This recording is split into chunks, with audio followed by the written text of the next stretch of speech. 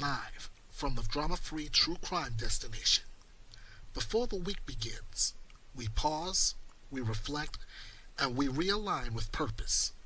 Welcome to First Sunday Focus. And we welcome you on a beautiful Sunday evening to the drama-free true crime destination. I'm Ernest Bethea, the last outlaw. Welcome to Bethea'S Byte Reloaded, and welcome to the first ever First Sunday Focus. This is the one program where every first Sunday of the month I will take a case, maybe two. I will focus on that case, maybe even do a deep dive, and I leave the rest in your guys' hands as far as commentary, what you believe should happen next, and whatever come what may for not only the victim but the criminal defendant as far as how justice is dispensed. But before I get into tonight's topic, I want to start off with, surprisingly enough, with an Amber Alert out of California. Take a look.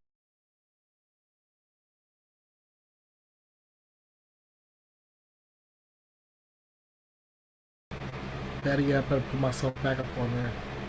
Alright, here's what we have here. We're looking at 1-year-old Enzo Antonescu. He's possible abduction by his non-custodial parent. I'll get to that in a second. Enzo is a year old with brown hair, green eyes, stands 1 foot 8 inches tall, weighs 22 pounds. He may be in the company of, again, possibly his non-custodial father, Laken Snelling. He is 20 years of age, stands 5'9", weighs 160 pounds. He was last seen wearing a black t-shirt, black pants, and could be traveling in a 2011 black Toyota Sienna with California license plate 9SLF463. Again, that's a 2011 black Toyota Sienna with California license plate 9SLF463. This Amber Alert has been activated by the California Highway Patrol on behalf of the Los Angeles Sheriff's Department. Laken Snelling, was last seen on today, September 7th, 2025 at 1200 hours, 12 o'clock, near Colima Road in the City of Industry. Laken Snelling should be considered armed and dangerous. As always, if you've seen Enzo Antonescu, Laken Snelling, or have any information on their whereabouts, please do not hesitate. You're asked to call 911, or you can get in contact with the Los Angeles County Sheriff's Department at the number I just highlighted. That number is 626-330-3322. 626-330-3322. Or you can get in touch with the 24-hour call center for the National Center for Missing and Exploited Children, or NCMEC. That number is 1-800-THE-LOST.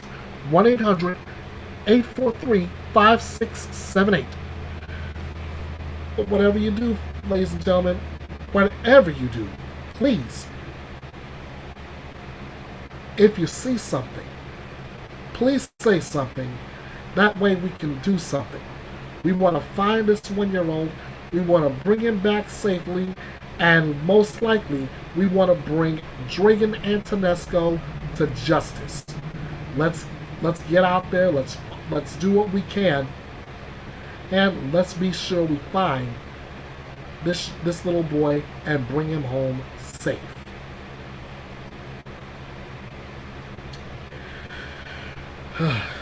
Another Amber Alert. Okay. Now for the reason why why I'm on this podcast. We have two cases right now.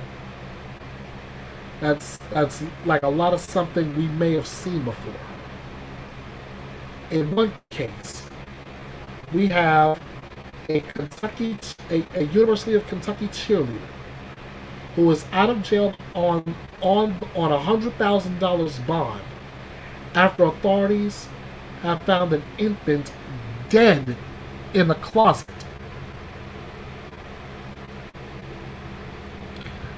Let me pull this up real quick, courtesy of my good friends at Court TV,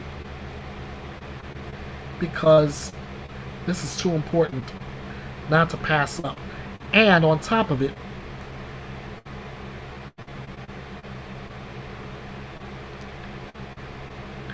we also have to look at the case that stemmed before it.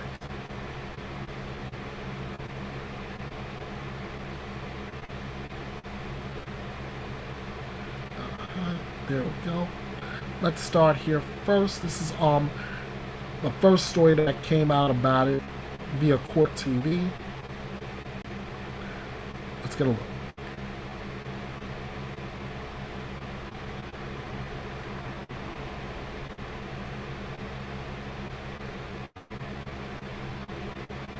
Welcome back to Opening Statements. This morning, we're shining our spotlight on the University of Kentucky cheerleader, Laken Snelling, who's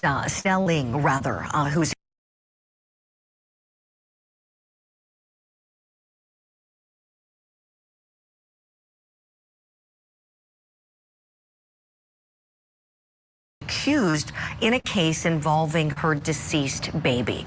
So the 21-year-old is out of jail after her arrest over the weekend. Authorities say that her deceased infant was found inside of a closet at Snelling's home. They say the infant was found wrapped in a towel and placed inside of a black trash bag. She is facing charges of abuse of a corpse, tampering with evidence, and concealing the birth of an infant.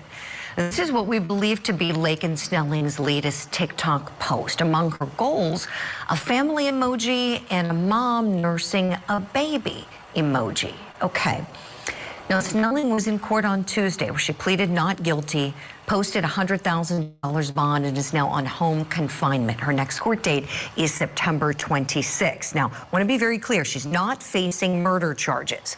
Okay, it seems that investigators are going to try to determine the baby's cause of death and then proceed accordingly. So it's unclear how the baby died at this point. So that is the reason that you're not hearing murder as one of the charges, and we don't even know if it's applicable. So I want to be very clear about that.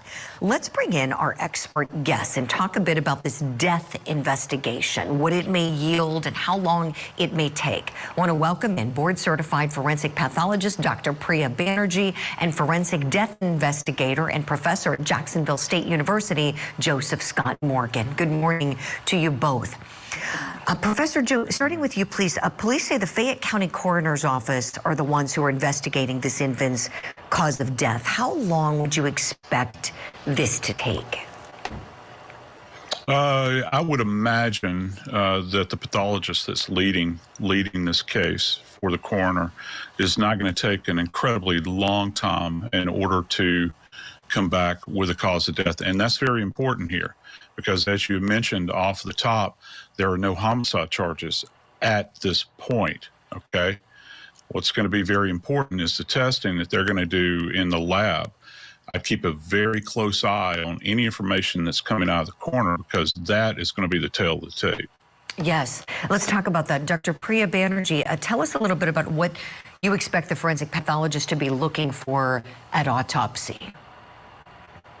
So these are incredibly complex cases. I've handled not quite a few, but a few in my career, and I'm glad they're limited to that. What's going on is that you have to prove, which is incredibly difficult, whether the baby was born alive or not, to then, if it was alive, to then bring murder charges. So that's a big if. It is very difficult just from there can be so many variables as to why even a full-born or full-term baby can be born, stillborn, and even an autopsy doesn't always find the cause. And so if it's nebulous like that, they may not be able to prove the murder charges. I also don't know the condition of the body of the baby, and plastic is not breathable. And so that can promote decomposition very quickly, sort of, help the tissue disintegrate more, get what's called macerated. And so that can also limit how accurate any autopsy findings are. And I just want to highlight that there have been a lot of,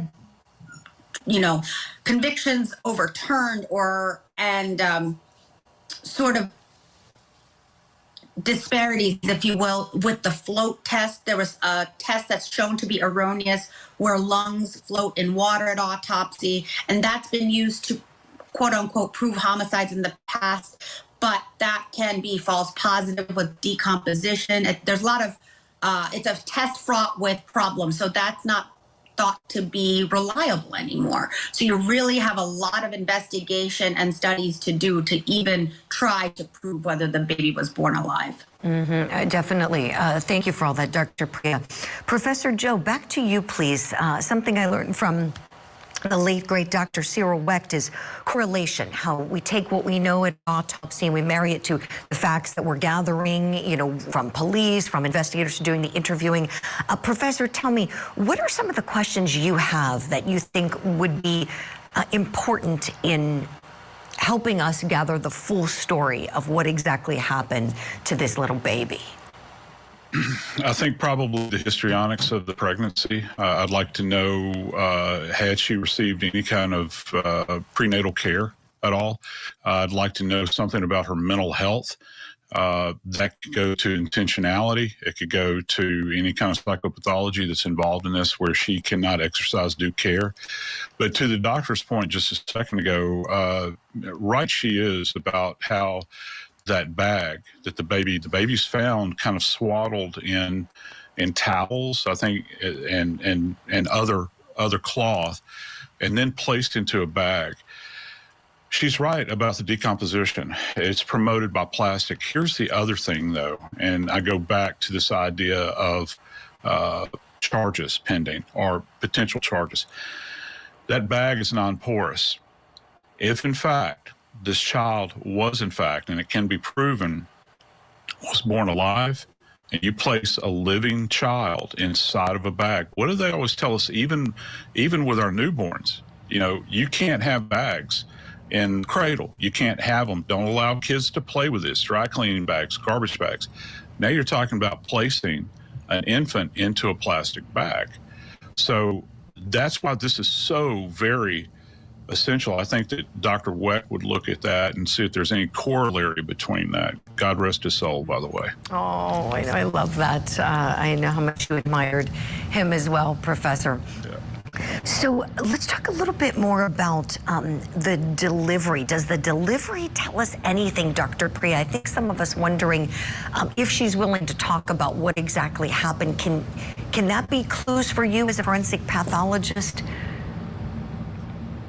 Oh, yes. So, the more investigation, the more information, the better. Okay. And so any of these we ask, I think the police investigation is going to be huge. Who's the baby's father? Did the friends or family have any indication that she was pregnant? In her court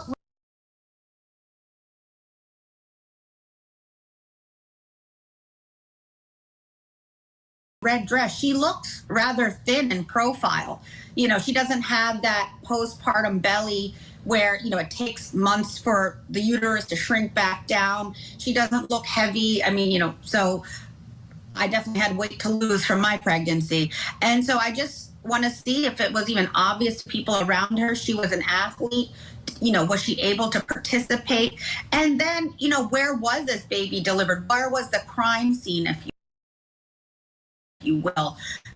Where are these towels from? Was it her house? Was anybody home? And did anybody hear the baby cry? That is a single probably to me one of the most important factors if that can be determined. Yeah, all really helpful pieces of information, things to look for as this investigation continues.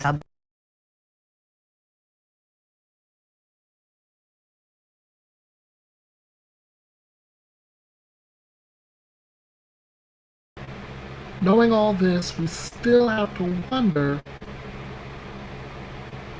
what was the cause of death for this child. Lucky for me, I didn't get a chance to look at it just yet, so I'm gonna find out along with all of you. According to this headline saying that in the Kentucky cheerleader case, the infant's cause of death is undetermined.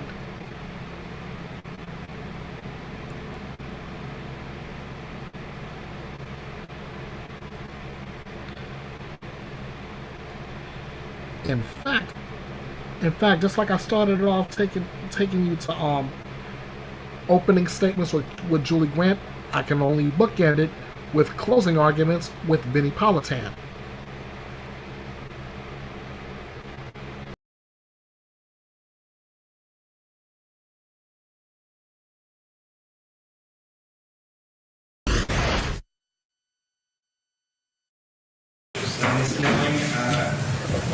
I understand that you've got terms as far as your pretrial relations. Make sure you're abiding by those terms. Stay in touch with Mr. Martin. We'll be back in court number 3 on September the 26th at 8:30. Please approach that line. Sure.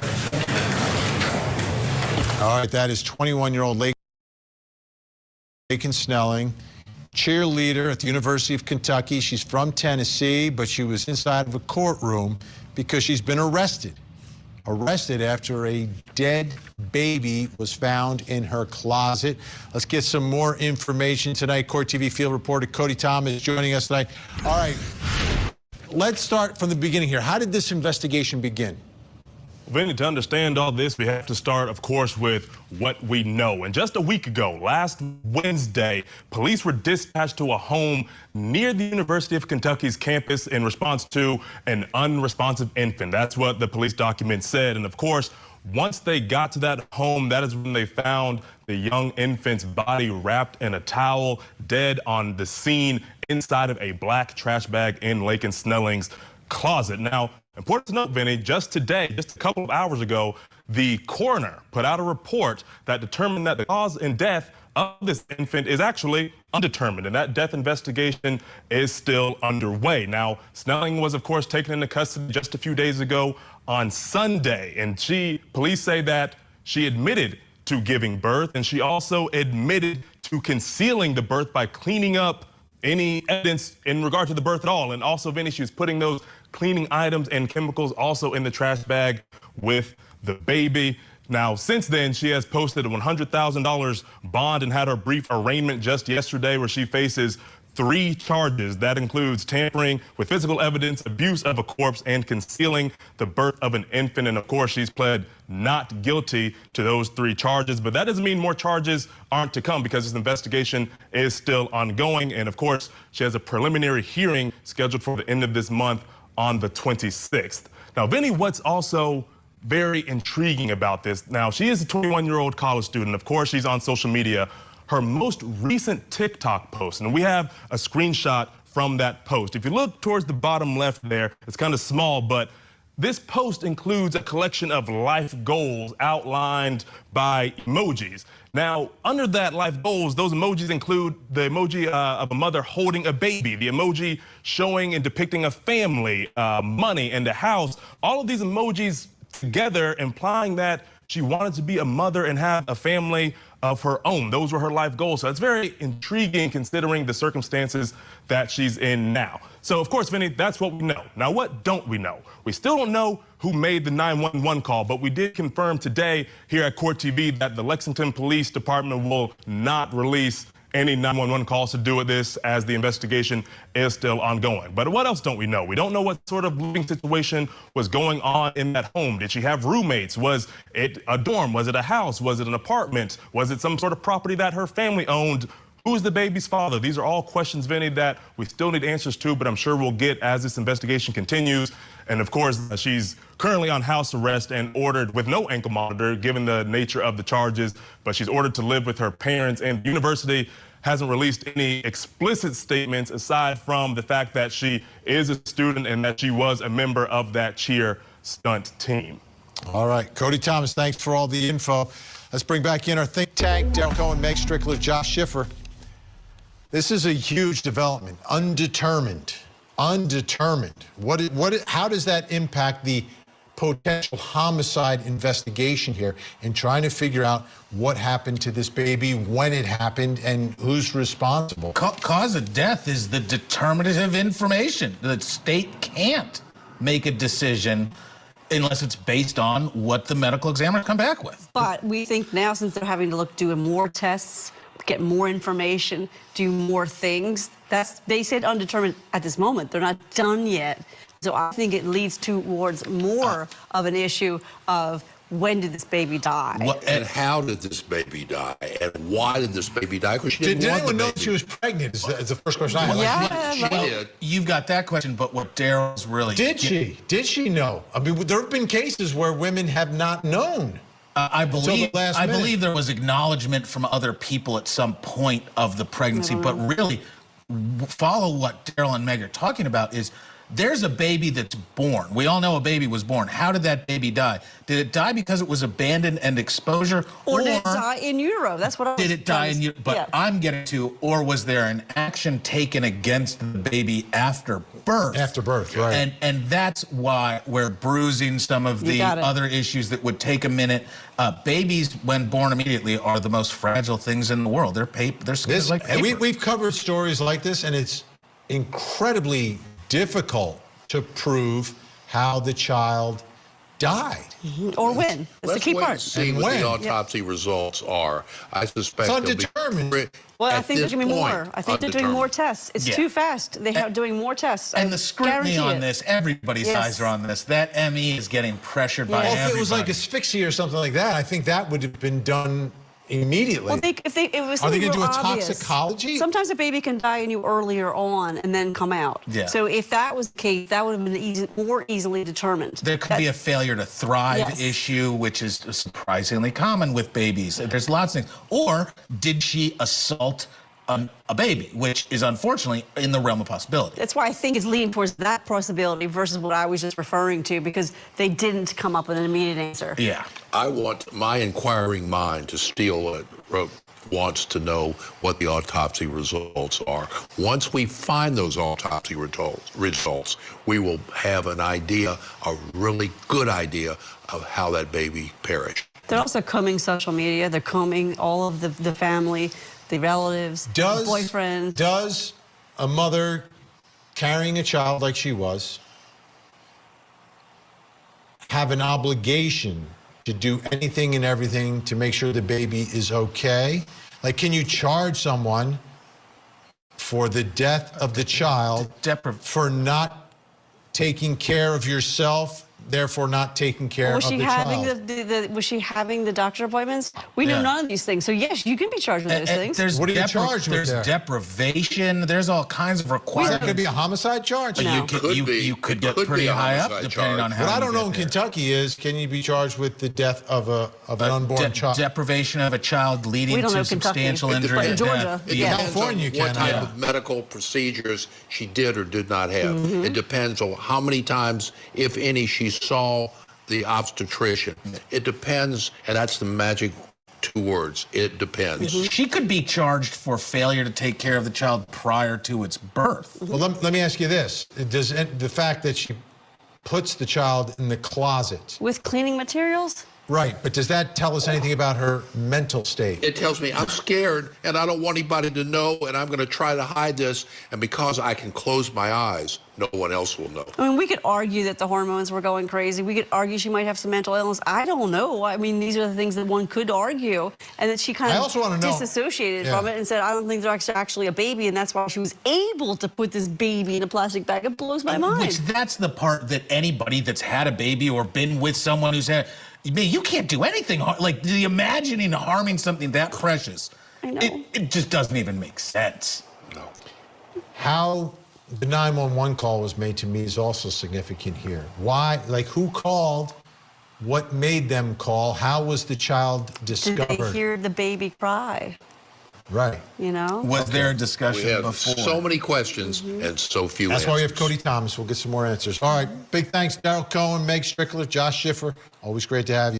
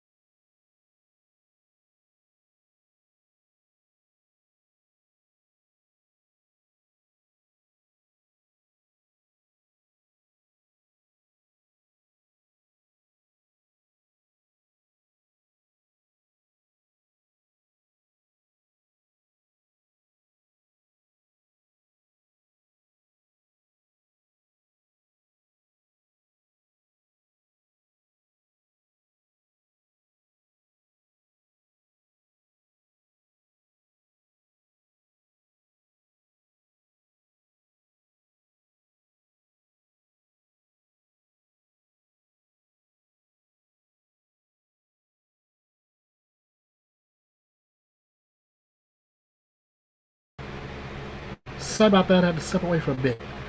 But what we have here is, like I've said before, this is a straight up copycat of another case that we followed, and I'm going to look that information up right now on Alexee Trevizo.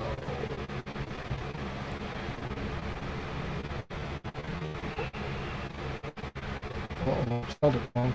Let's try again.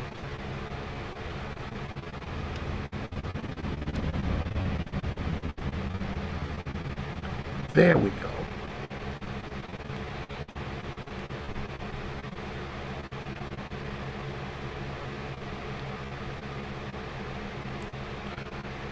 All right. I'm gonna take you to Vinnie Politan Investigates and the case against Alexee Trevizo.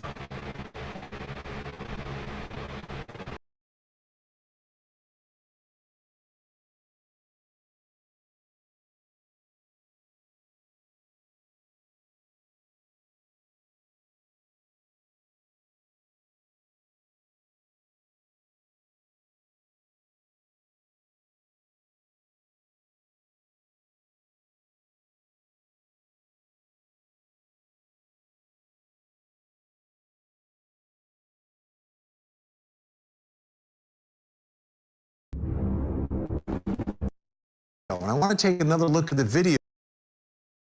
And extremely sad on many different levels, but it's also a little bit perplexing, primarily because of the setting of where all this is taking place, which is the hospital. So the first thing that really struck me is the video, and I want to take another look at the video of her as she makes her way to the bathroom where she gives birth. She's running down the hallway in the hospital, holding her backside, opens the door, goes in there, locks herself in for 18 minutes as they try to get in, and then she walks away. And I'm wondering what's on her mind as she's making her way to the bathroom. What is she thinking about? What does she know at that moment? And why is she going there? Which brings me to my first question tonight. And I think this is a significant one, and we may think it's a simple answer, but maybe it's not so simple. And it has to do with this defendant, Alexee Trevizo. Did Alexee Trevizo know that she was pregnant? Did she know? Let me bring in some experts to try to figure this out. Joining us, dual board certified OBGYN, Dr. Greg Marchand is with us. Also joining us, teenage pregnancy counselor, adolescent psychologist, and licensed mental health and nationally certified clinician, Sharonda Brown is also with us. Thank you so much. I'll begin with you, Sharonda. I want to begin with you. Do you think she knew that she was pregnant? It's very possible that she did not, and I know that it may sound bizarre, but one thing that happens with teenagers, especially when their body goes in shock, they disconnect from their bodies, and sometimes they depersonalize their surroundings, and they have a derealization, which means they detach from reality. And there are times where they may develop these psychosomatic symptoms and detach from the symptoms altogether so that they don't feel anything until they're in a crisis, which is why it's possible that she's, okay, I'm having back pains, and I need to go to the ER, and at some point, realize like, oh crap, there's a child coming, literally.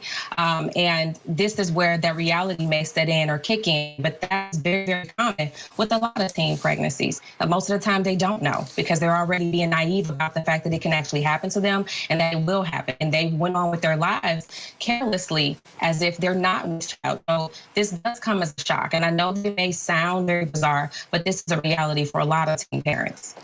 Dr. Marchand, what does your experience tell you?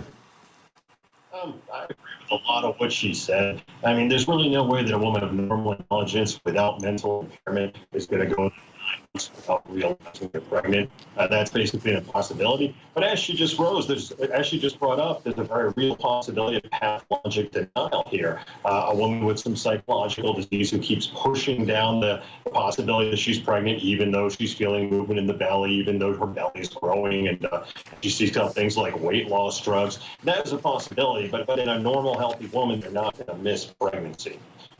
Now, the two people who are closest to her at that moment, right, would be, I believe, her mother and her boyfriend, who we believe was the father of the child.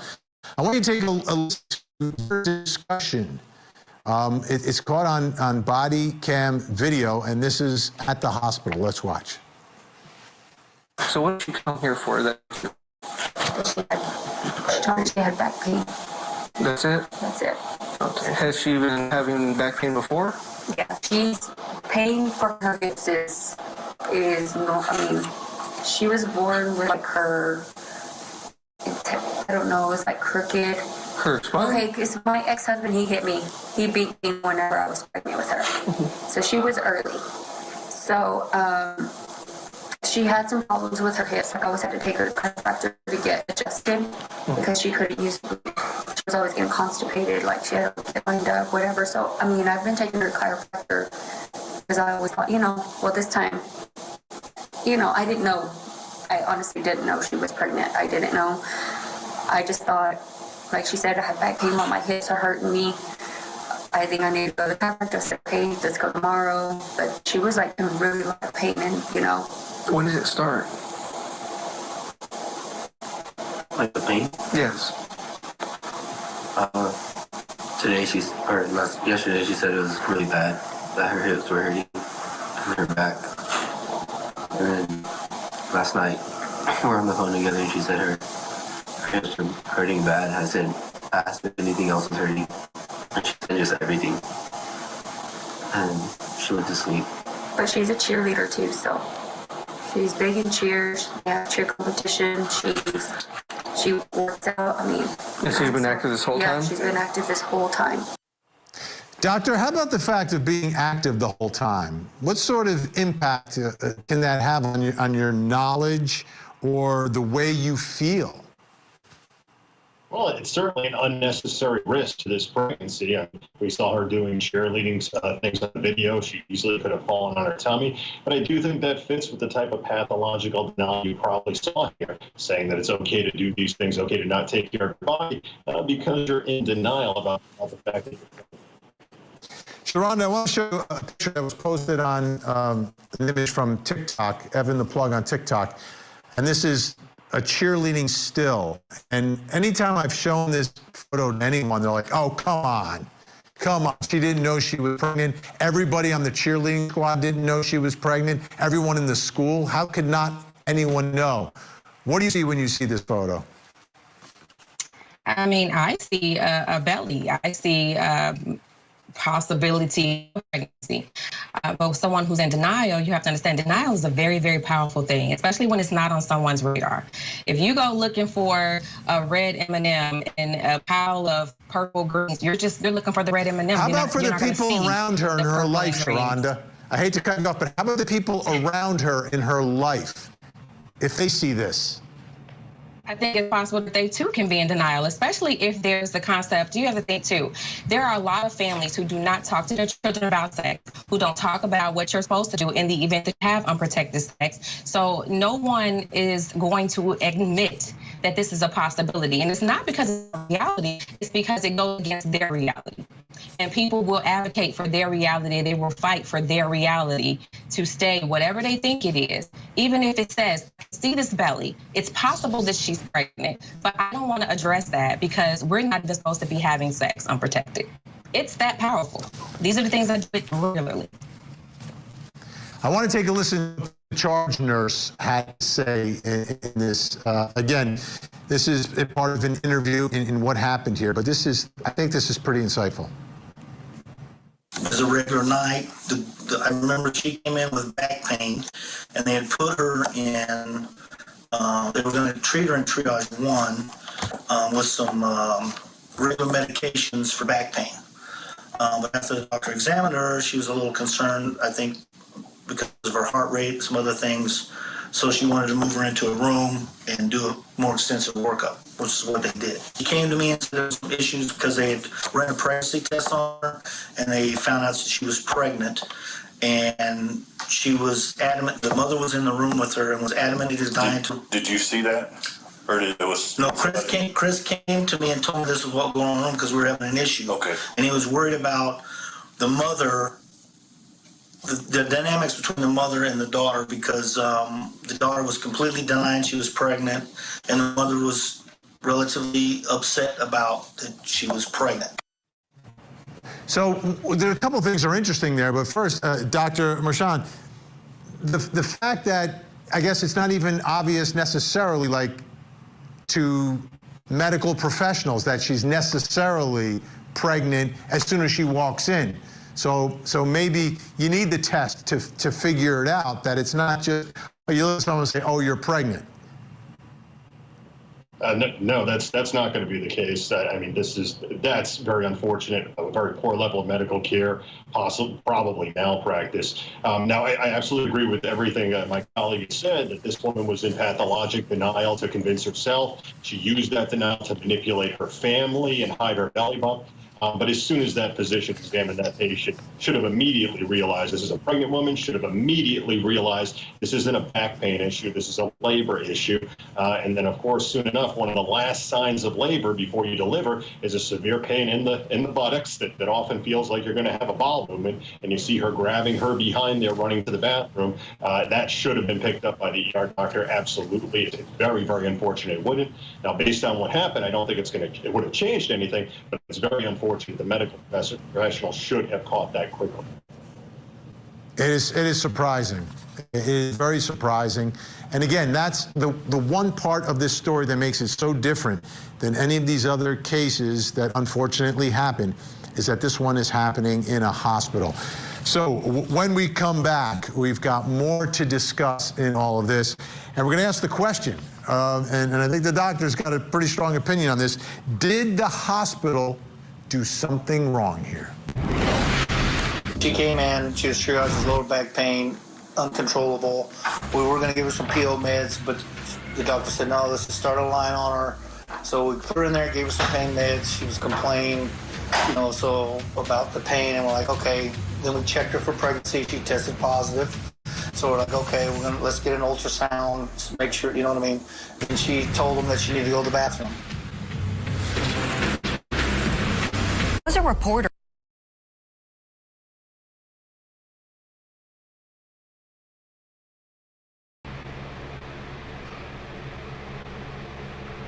I pause right there in Alexee Trevizo's case to simply say that is something we haven't heard in Laken Snelling's case yet. Key word here being yet, because as it stands right now, the cause of death for the baby that Laken Snelling hid in the closet, that is undetermined. So we're still waiting to find out about that. Meanwhile, there's a lot that went on that meets the eye in Alexee Trevizo's case. So we're gonna take you back to that. And I'm going to catch up ahead on that and Laken Snelling's case before we move on. Brutally murdered for digging to... All the evidence comes out, it'll be clear as day. Is it possible that bad press is a motive for murder? The investigative reporter murder trial. Live coverage weekday mornings on Court TV. If you have a woman of childbearing age in the hospital and she's complaining of low back pain, you make certain she's not pregnant. I mean, it's a simple test. It came back quickly. It came back on the computers.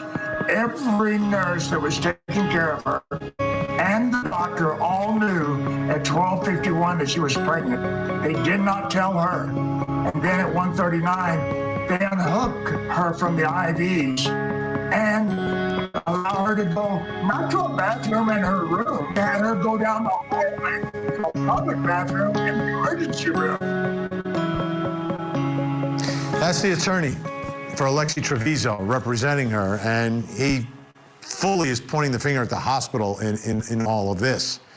Now, while Alexee Trevizo is facing first-degree murder charges, she is suing the hospital. And in those papers, they've outlined a timeline of what they believe happened that day, that night inside the hospital. Let's take a look, because we've got it outlined for you here. At 11:47 p.m., first, Alexee attended school and a 3-hour cheerleading practice, right? January 26th, 2023. 11:47, she goes to the emergency department complaining of back pain and ranks it 10 out of 10. It hurts. 12:05, she is seen by a physician and she says she's not pregnant and needed to have a bowel movement and informed the doctor she was on her period. Okay. 12:28, doctors begin administering morphine and lab tests are ordered. 12:51 a.m., doctors receive a notice of positive pregnancy test. Morphine treatment continues. 1:39 a.m., Alexee informs the staff she has to go to the bathroom. Nurses remove the IV, and you've seen the video. She runs down the hall. At 1:57 a.m., Alexee exits the bathroom after giving birth by herself, locked in that bathroom. 2:38 a.m., the infant is pronounced dead. Now, obviously we know what prosecutors think here. They think this is murder, she is responsible, but is there more responsibility here? And that brings me to my next question, which is about the hospital. Did the hospital do something wrong in the treatment, in the care, in the way they handled the situation? Still with us, dual board certified OBGYN, Dr. Greg Marchand. All right, where should we start? The way I want to go through this, I'm going to go through the timeline, little pieces. You tell me what you think should happen at that moment. If she complains of back pain at 11:47, 10 out of 10, then at 12:05 sees a doctor, says she isn't pregnant and needs a bowel movement and informed the doctor she was on her period. What should happen there? At that point, the doctor, if they have any experience, should lay their hands on the patient and realize this is almost certainly a 9-month pregnancy or a very large abdominal tumor. You may not be aware of this, but occasionally teenagers can lie, and an ER doctor needs to be very careful about what they believe in the patient's story. And very quickly after that, they could have used an ultrasound probe to verify that they were pregnant or done a number of things, but they would have needed to really start moving the transport to somewhere where they had obstetrical capabilities. And my understanding is they didn't have obstetrical capabilities at this hospital. It's a little silly and disturbing that they had to wait until a pregnancy test came back and really didn't even seem to be suspicious of pregnancy on initial presentation when she showed up in back pain that eventually turned out to be labor. How about the administering morphine at 12:28? Obviously, she's in a lot of pain. I don't really have a problem with administering the morphine. That's not going to cause any problems with the pregnancy. It would be better to be monitoring the pregnancy, but at this facility, they don't have pregnancy monitoring capabilities, by my understanding. I'd also heard that she was given ketorolac as well, which is something you wouldn't want to use in pregnancy because of the effect on the fetal heart. So that may have been another mistake they made, although it wouldn't cause an effect immediately on the fetal heart. Had the baby survived, it could have caused problems down the road, but not immediately. Okay, this is a big one for me. 12:51, the test comes back positive, right? They get the results. The morphine continues, but at 1:39, they get the results 12:51. At 1:39 a.m., she tells the staff, I have to go to the bathroom. They unhook the IV, and she goes into the hallway and runs down and ends up locking herself in. Is that problematic for you? Not as problematic as missing the pregnancy to begin with. At this point, I assume the physician knows she's pregnant, but she doesn't seem to be in the final stages of labor. So there's no monitoring at this hospital. So they're not really making things more dangerous by unhooking her from the bed. And the assumption for the physician would be if this woman was suddenly in labor, any reasonable woman would call the call light, scream for help, or there's actually in most ER bathrooms a cord that you pull to say the nurse has to come in right away. I don't think there's any way the ER doctor could predict her doing something like the events that happened. So I really wouldn't fault them for letting a pregnant woman go to the bathroom. Of course, nobody wants a pregnant woman to deliver her baby in the toilet, but as long as that woman's going to call for help when the events unfold, it shouldn't be any type of dangerous situation. So, and that brings me to the next question, which is about the baby. And I'm not talking about murder. I'm not talking about criminal charges here. But do you feel there's any level of responsibility for the death of that child on the hospital itself? No, I don't feel the hospital is responsible for the death in any way. I am a little outraged by the events that happened. Every good ER doctor I've ever met, I think, would have laid hands on this patient, known they were pregnant right away. But I don't think they're responsible for the death. Those actions that occurred after the baby was born were really quite unpredictable. Even if you were to believe that she didn't know she was pregnant, to take that set of actions is just so unnatural for a woman. If you look at the scenario, a situation like that, you might not be able to hold the baby. You might scream for help. You might try to warm the baby. You might do a number of things. But to go ahead and get a plastic bag and then dispose of it and then put on the face that nothing happened, that really speaks to somebody who's thought a lot about this and has a plan for what to do when the baby comes and to plan to continue living their life as if it didn't happen. And how about dealing with someone, now she's a teenager, but she's not 13, she's not 14. She's an adult, but a teenager, 19 years old. What are your thoughts about handling someone of that age? Are they handled differently than perhaps, someone in their 20s or 30s? Well, from a psychological perspective, I do believe that she was exhibiting signs of pathological denial and was lying to herself over and over. Generally, in most states, when someone is pregnant, they are considered an adult. It's just pregnancy and care of the child. But again, it was those events after she delivered that really showed us that something very evil was going on here. You would have expected a mother, even one who wasn't expecting a baby to pop out, to at least show emotion and care for the baby, hold the baby, or on the other hand, they could have been so concerned about their own well-being.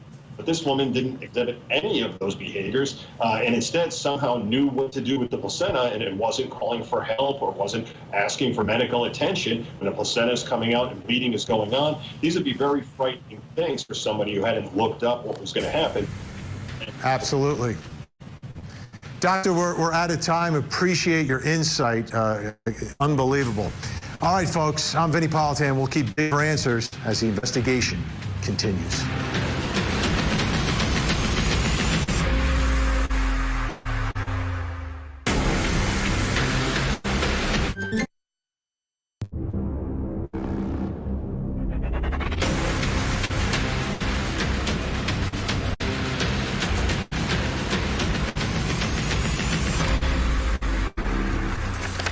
I'm Vinny Politan as we continue our investigation into 19-year-old Alexee Trevizo.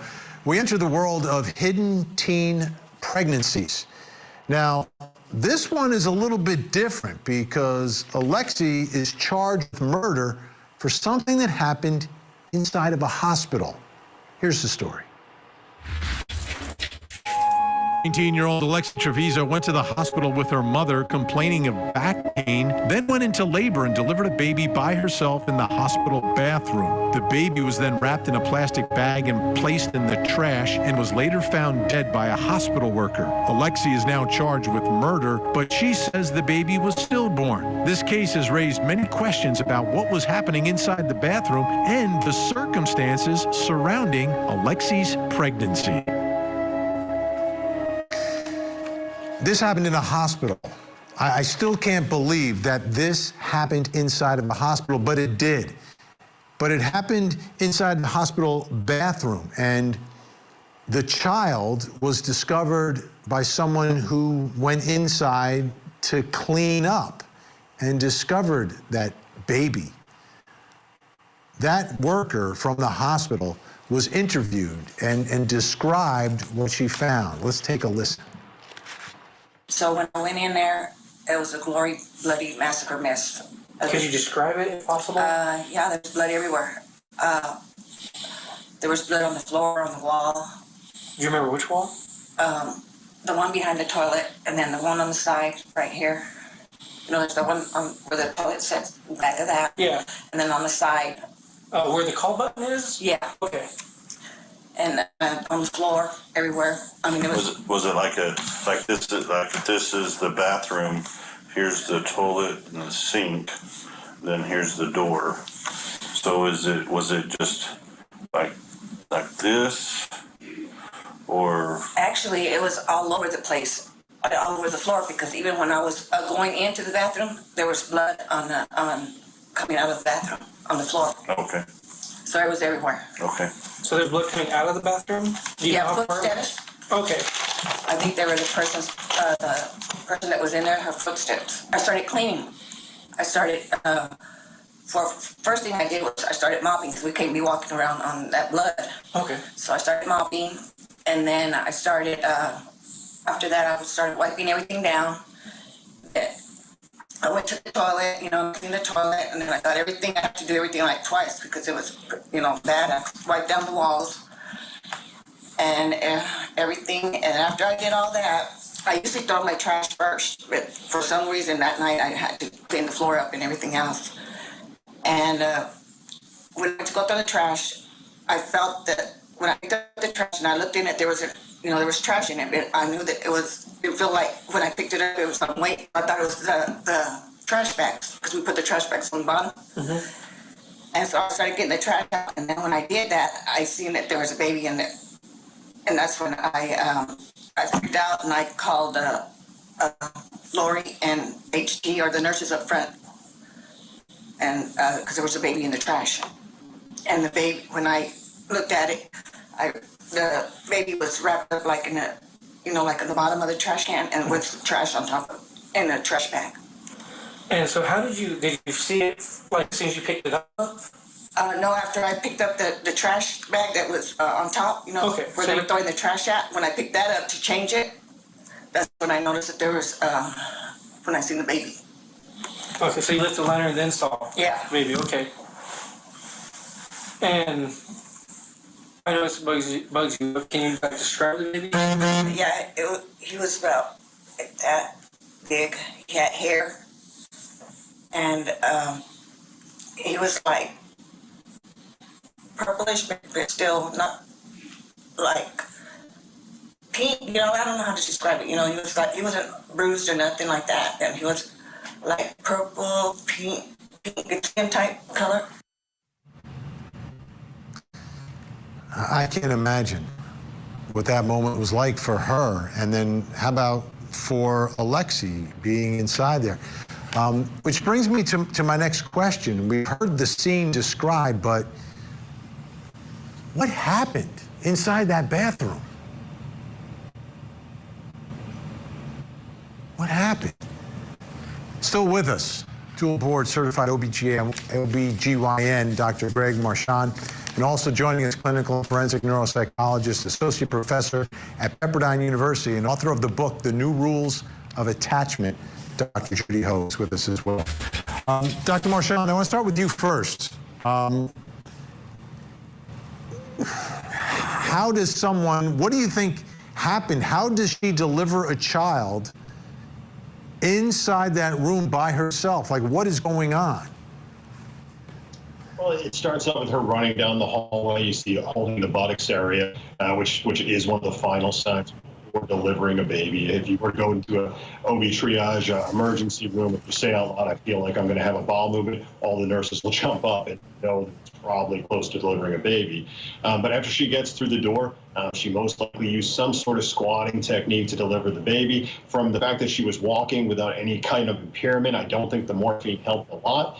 So that's one moment that really makes us think, what is going on here? How is this woman not screaming for help? As the delivery starts, if you don't have an epidural, a normal person at this point is going to scream for help, hit the call button, help me, something like that. But none of that happens. Instead, she delivers the baby, and then we've got another important moment here where the baby's out. Now, while it is true that in some cases, some babies don't start breathing right away, don't start moving right away, in no case is it going to be normal at that moment to take the actions that she took about using a plastic bag, finding a way to separate the umbilical cord from the baby, and then delivering the placenta. None of these are intuitive actions that a person would do. All of this had to be at least somewhat pre-planned of what she was going to do, including putting the baby in the bag and then arranging other things in the garbage on top of it. That's really the scary moment, that after the baby's born, she's not screaming for help. She instead has a plan to deliver the placenta and then to try to hide what happened. Dr. Judy Ho, put us into the mind of this 19-year-old inside that bathroom, locked by herself, delivering a child. I mean, it sounds like she really didn't know what she was going to do in that moment. I think that, like Dr. Greg just mentioned, there may have been this element of it being pre-planned, but of course this is a young mind trying to figure this out. And even if she decided she didn't want the baby, clearly her idea is to cover this up, to do something about it. It will somewhat ration the way that a young adult, a late teenager would be pre-planning something like this. And so what I really want to understand is, how she was able to go through it after seeing the baby. There was no connection there. There was no just biological, intuitive, maternal instinct of, okay, well, I came in here with one plan, but now I'm second guessing myself. I really wonder what was going on that made her carry this all the way through to the sad tragedy we have now. Absolutely. Let's take a listen to the charge nurse here describing how the baby was wrapped. What did the bag look like? The bag was the original trash bag that was in there. It had trash in it. When I pulled it out, it was spun, or it was tight, and then it was folded underneath the baby and in there. So it was like a little capsule the baby was in. So when I had to tear that bag open to see the baby in the bottom. If you would look in the trash, I looked in there. When she told me, she goes, something. I said, what are you talking about? Because there was a clean liner.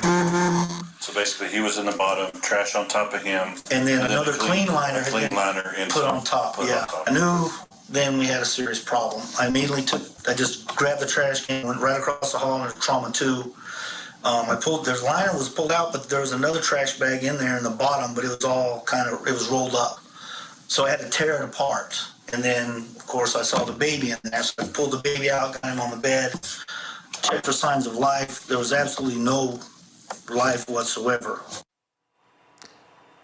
Dr. Marchand, now I know the plastic obviously would have an impact on the baby's ability to breathe if the baby survived. This will be a battle inside the courtroom to figure that out.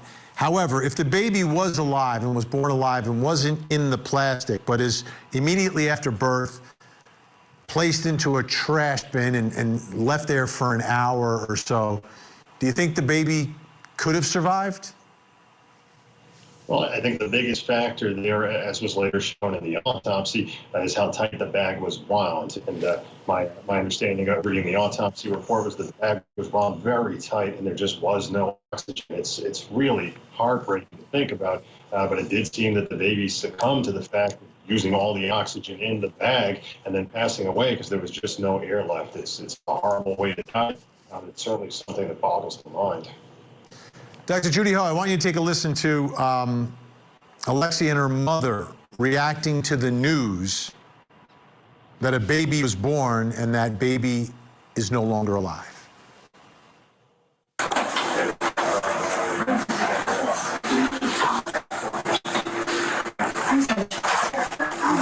We discovered a dead baby in the bathroom. Oh my gosh. I'm sorry. It came out of me and I didn't know. Lexi, I told you about this. But I just asked you, baby, to tell me the truth. Scared. It was not crying or nothing. What did you do to it? Okay, stop right here. Stop. Number one priority, guys. Number one priority. She just had a baby. I don't know if she delivered the placenta. She's bleeding significantly. Yeah. I've spoken to the obstetrician at Loveless. They want her out there as soon as possible. I obviously need your permission to transfer her for medical. She's 19. Oh, you're right. She is a student too. No, you're right. You're right. She needs to. I'm sorry, I forgot she's 19. You need to make sure that you're safe. I need to send you to Loveless to labor delivery. Will you please agree to that? Yes. Okay, great. I'm gonna work on that. I'm sorry about this, but in terms of delivering a baby and it looked like you tried to hide it, we do have to have the police involved. And nothing was crying. It came out with nothing. Dr. Judy, your thoughts about the mother-daughter reaction and relationship here? I mean, it just seems like something's really off. First of all, Alexee's reactions, the way she was reacting, I mean, she definitely looked like she thought she was in trouble, but also just her demeanor was so odd, like just her face, she was kind of grimacing, but kind of like scared or surprised that something like this would happen, that she would actually have to have the police involved. The doctor seemed honestly quite disgusted with the whole situation. She seemed really stressed out, impatient, like just agree to the medical care. We need to save your life at least. And then just the mom, I mean, the way that she just stood up and said, what'd you do to it? What'd you do to the baby? I talked to you about this. Are we talking about a human life here? What was discussed before this? I don't know what was going on, if she thought that maybe she was going to be punished. Her mom thought that she was having a baby. But regardless, this is not what I would imagine would be a normal spectrum reaction between mother and daughter after something like this. Big thank you to our guest, Dr. Greg Marchand, and of course, Dr. Judy Ho. Be sure to check out her book, The New Rules of Attachment. Still to come, why would a teenager hide her pregnancy? Lots of young girls come in and find out they're pregnant, and then of course they deny it. It's not uncommon that they deny that, no, mom, I haven't even been having sex.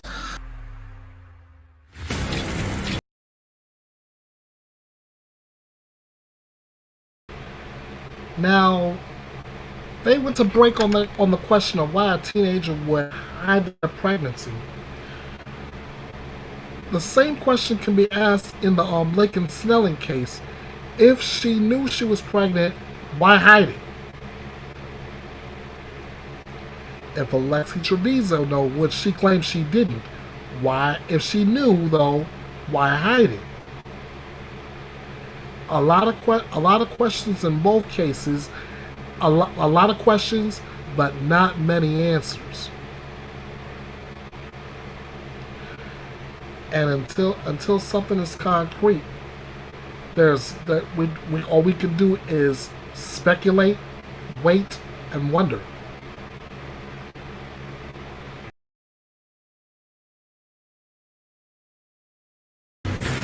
One of the most successful true crime TV shows. A lot of young girls come in and find out they're pregnant, and then of course they deny it. It's not uncommon that they deny that, no, mom, I haven't even been having sex. You know what I mean? That's a lot of them's initial reaction, because they feel like they're going to be in trouble. I guess I don't know what they're feeling, but that's not an uncommon reaction that I see with young girls and their mothers, particularly with their mothers in there or father, that they'll deny that they've had sex. That's pretty common. Unfortunately, through the years at Court TV, we've covered a lot of cases involving hidden pregnancies by teenagers, and oftentimes ending with harm to that child. Now, one of the most high-profile ones that we covered recently was a few years back. Another cheerleader, by the way. Brooke Skylar Richardson was her name. She was from Ohio, and she went to trial. She had hidden her pregnancy, and really a very emotional, dramatic moment in the courtroom. She was found not guilty for the death of the child, but was still found guilty of some charges, and spoke before she was sentenced. Richardson, you get the last word in all of this. Is there anything that you want to tell me before I impose a sentence? Thank you, Your Honor. I would do anything and above that you ask, and I understand. And I just wanted to say how sorry I was. I can sometimes be selfish, but I would like to think that I've become better in the knowledge that I've upset everyone and hurt so many people with what I've done. And I'm forever sorry, and I'm so sorry. I'm really, really sorry, and I understand. And thank you. This was after she completely broke down when the verdict was read. It was a very impactful moment inside the courtroom. Now, you heard the apologies, right? Like, she sees the light now. But that brings us back to our question, and my next question, which I think is significant in this entire discussion, which is, why would a teen hide her pregnancy? What's behind all that? Back with us, teenage pregnancy counselor, adolescent psychologist, and licensed mental health and nationally certified clinician, Sharonda Brown. And joining us now, author of the book, Saving Skylar, the Brooke Skylar Richardson case, Sonia Chopra is with us. Sonia, why did Skylar hide her pregnancy? It was a combination of extreme fear, denial, and ignorance.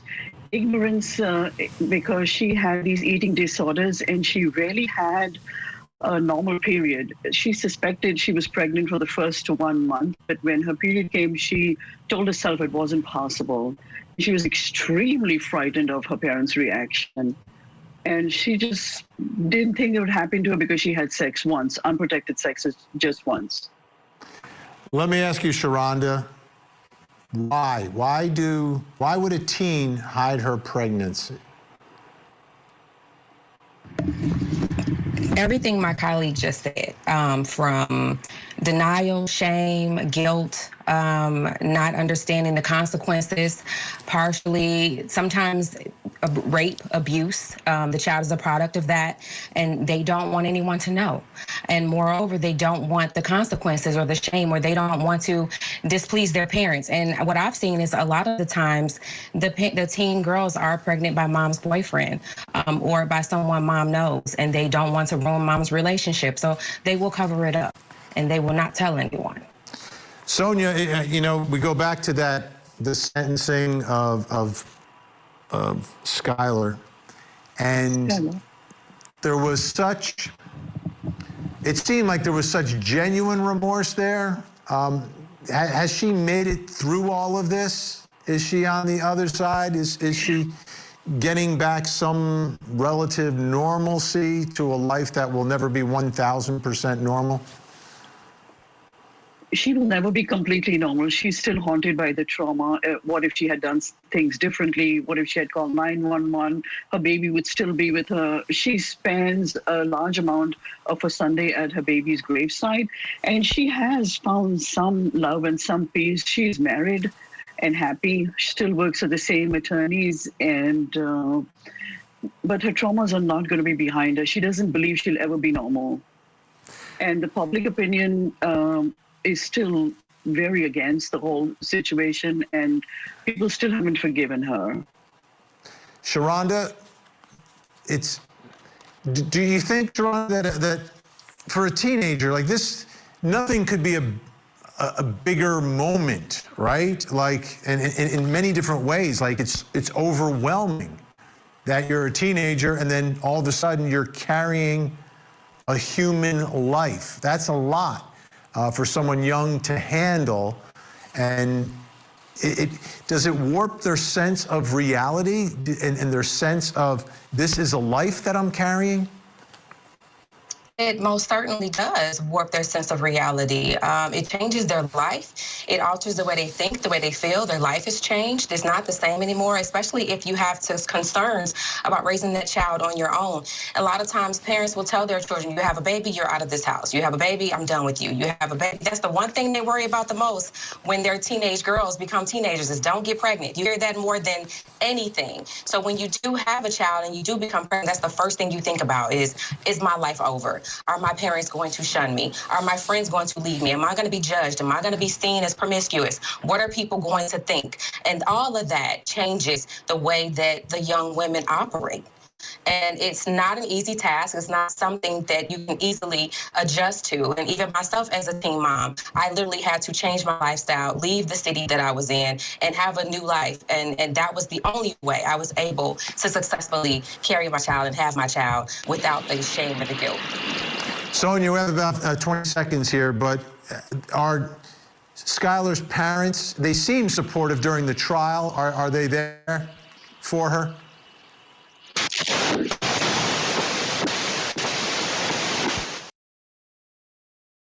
I think we have a difficulty with our connection to Sonia. I'm so sorry. But I do want to thank our guests so much for joining us, Sharonda Brown and Sonia Chopra. We appreciate your time and your insight today. We all know that being a teenager is very, very difficult. So many issues that they have to deal with. And now with social media and everything else, it's gotten even more complicated. Then add on top of that being pregnant as a teenager and having to deal with everything children deal with today, and then have that with you, right? And of course, the biggest fear is always the response of the parents, that they're going to throw me out. They're going to get mad. I don't want to deal with it. The bottom line, though, is those parents, mom and dad, when that child's born, become grandma and grandpa. And when that moment happens, they're going to love that baby. And I just wish every teen who is pregnant realized that. I'm Vinnie Politan. We'll keep.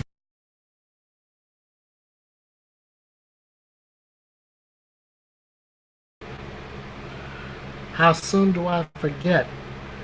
I also covered the entire trial of Brooke Skylar Richardson here on this podcast.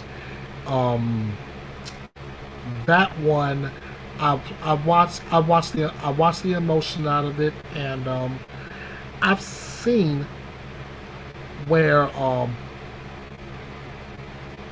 there's a lot of remorse from Brooke Skylar Richardson in that case as well. But we go back to Alexee Trevizo and now Laken Snelling. Cases seem so similar yet so different. What'll come next? Again, we have to wait and wonder as we await updates from each case. Now, I move from that case to another case that I believe is a copycat.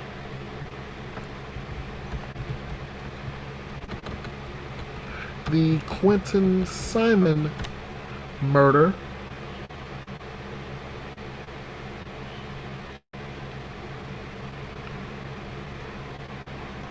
And the case of Emmanuel Haro, which I've covered a couple times here as well. Now, I'm gonna see if I can do this as best I can. Oh, it's gonna be tougher than shoe leather to do because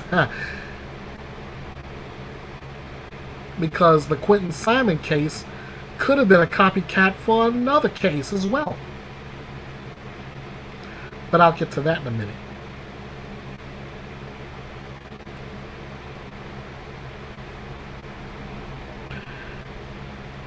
I'm going to go right to when this case, I'm going to start right from when the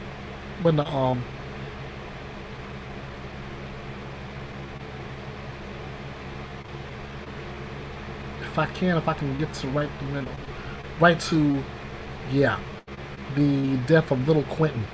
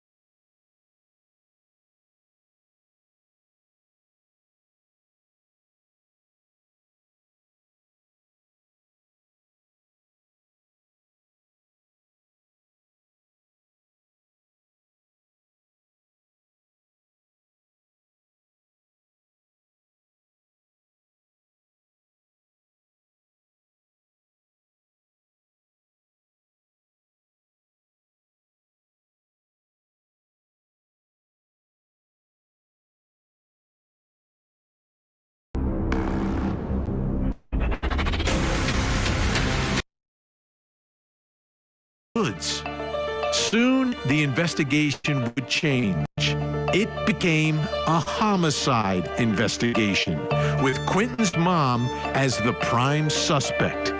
Then the true crime community spotlight started to shine on Leilani and her family. Protesters began to gather outside of their home, demanding answers and making accusations. The police investigation continued and led to an expansive search of a landfill. Eventually, remains of Quinton were found. Leilani was arrested, locked up, and charged with his murder. And now a jury and the public will hear the evidence that hopefully answers all those questions about what happened to little Quinton Simon. All the stories we do are difficult. When it's little children like that, it takes it to the next level. Did you see his little brown? I mean, you look at that child. Why would anyone do anything other than hug him?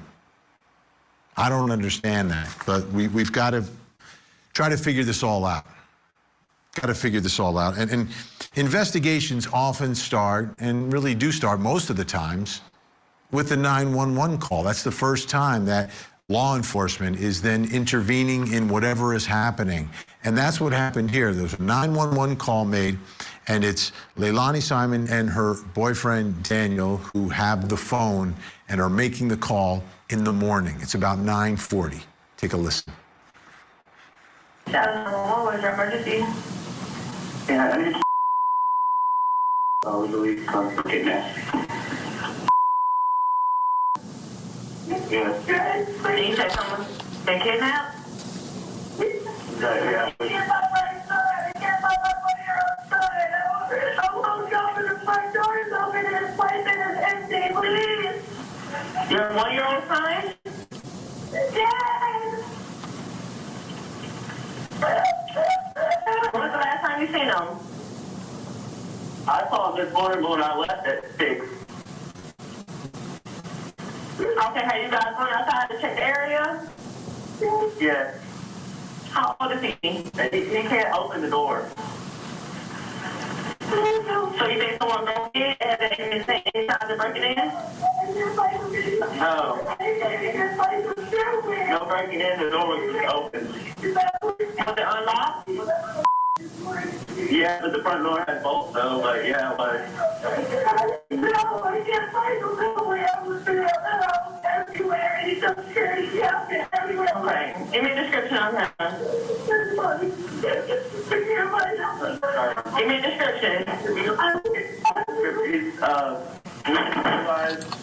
like he's got blue green eyes, tan skin, dark hair. He's what now? He's got tan skin, dark brown hair. His eyes are like a brown green hazel. Okay. He's black, white, Hispanic.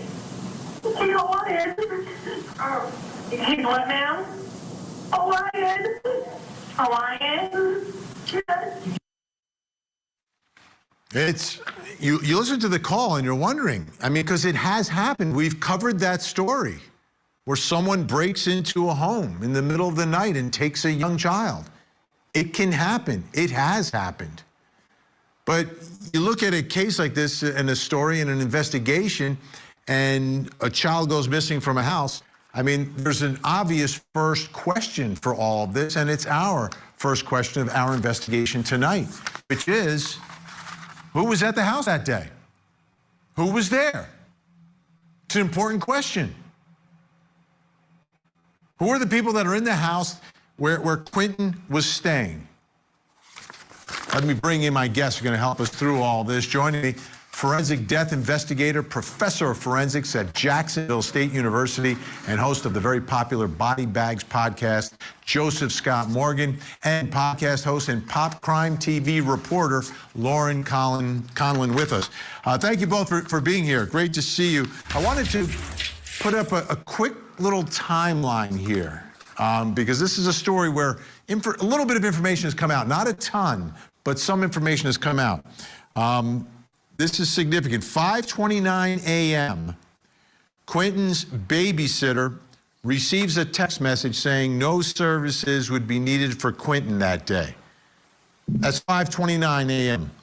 6 a.m., baby Quinton is reportedly last seen in his playpen at the home. 9:39, Leilani and her boyfriend Daniel call 911 to report Quinton missing. Then we get to 1 o'clock and the FBI immediately jumping in to help with this search down in Savannah, Georgia. So Lauren, as we look at who's at the house that night, so Leilani's obviously there. It seems her boyfriend Daniel is there. Who else is in this home? Well, Vinny, I first want to clarify that this home belongs to Leilani's mother, Billie Jo Howell, and her husband, Thomas Howell. And Leilani and Daniel and the 3 kids have a room downstairs while the upstairs is occupied by Billie Jo and Thomas, and also Leilani's older brother, Paul Simon. And yes, that's his real name, Paul Simon. But Billie Jo and Thomas were not there at the time. As far as we know, it was just Leilani, Thomas, and the 3 kids. Joseph Scott Morgan, looking at that timeline, the first thing that jumps out to me, 5:29 canceling the babysitter. Mm-hmm. You don't need to come over. This is someone from the neighborhood who has spoken about the case, but is, likely going to be an important witness in all this. And then at 6 o'clock, it seems that the boyfriend says, yeah, I saw Quinton at 6 a.m. when I was leaving for work. I'm looking at those two things. I wonder, why don't you need the babysitter? Yeah, one of the things that we look for in investigations, then, is particularly when you're talking about, because, initially this is a missing child case, all right? So you begin to think about that, and one of the questions you're going to ask, is there anything that indicates that behaviors have deviated from the norm? So when you would question a parent about something like this, something so horrible, one of the first questions out of the gate is, do you ever cancel the babysitter? And if so, how frequently have you done this? And is this the normal time of day that you would do this? Remember, this is done from texting. So if there's a history of this, you can go back and look at the text if this is their normal piece, if this is the way they do it. And right you are, Vin, when you talk about the point of contact, they're going to be essential in establishing the timeline and also prior behaviors. Yeah, Lauren, this to me, the canceling of the babysitter at 5:29, to me is a little odd. It's a lot odd. Like, if you don't need a babysitter, you should know the night before. Would you wake up at 5 o'clock and say, oh, we don't need a babysitter today? That defies logic, I think, to anyone. Yes, I agree with you. It's incredibly odd. As a mother, I'm not waking up at 5:30 a.m. and texting my babysitter. And I think that this babysitter really cared about Quinton. There are reports that this babysitter was actually the one that got Leilani to call 911 in the first place, or got Danielle to call. So it's interesting. I mean, this was just the start of Leilani's lies, but I know that you're going to get to that, so I won't give anything away. But yeah, it's the start. Yeah, we've got a lot to get to. Let's listen to Billy Joe, who's Leilani Simon's mother, Quinton's grandma, and as Lauren said, the owner of the home. Did she have her own rooms within that residence that were? Yes, sir, she did. Who did she reside there with? Danny, Youngkin, my husband Thomas Howell, and my son Paul Simon, and the three children. Your minor children? All right, Joseph, so we're laying out who's in the house. So you're investigating this, and everyone who has access to the house or lives in the house obviously needs to be interviewed, and their story has to be verified, because that's the first place you have to look when a child is missing. Yeah, you're right. But, you know, one of the initial statements that came out relative to this person is that they stated that the child had been taken or snatched. You know, to think about that, just let that seep into the groundwater there and think about that a little bit. Why is it that your mind flies to that issue immediately? And if that's the case, and if you can come up with that supposition, the question is, who in the hell is coming and going out of that house on a daily basis, on an hourly basis? And why is that house unsecured? Those are the big questions that you're going to be asking, because first off, who knows who the occupants are in that house? If they have an awareness that this little child, this precious little baby is in that house, who would have that information, that would know that that child is there, and that would be so motivated to snatch that child away from that family and run off with them? That's a big question here. And the other thing, Lauren, that we heard in the 911 call was the door is open. But then the boyfriend says, yeah, but it's got bolts, but it's open. And very clear to say, well, Quinton can't open the door. But the door is open. You live in an area like this and there's woods in a neighborhood. It seems you should be spending some time outside searching for the child, like frantically searching for the child. I agree with you. And I thought that was a little odd that while Danny is making the phone call, she's just kind of in the background adding context, because that's also not something that you would normally do on a 911 call. Start saying, well, it could be this. Well, it could be that. You're going to want to say, what should I do? Should I go search? You know, what, like everybody, come quick, come quick. My son is missing. You don't really get that. You hear more excuses. Absolutely. All right, Lauren, Joseph Scott Morgan staying with us. Coming up next, what will investigators be able to determine from Quinton's remains? Additional testing, including a DNA analysis, is being conducted, and we have every reason to believe this will confirm the remains of Quinton.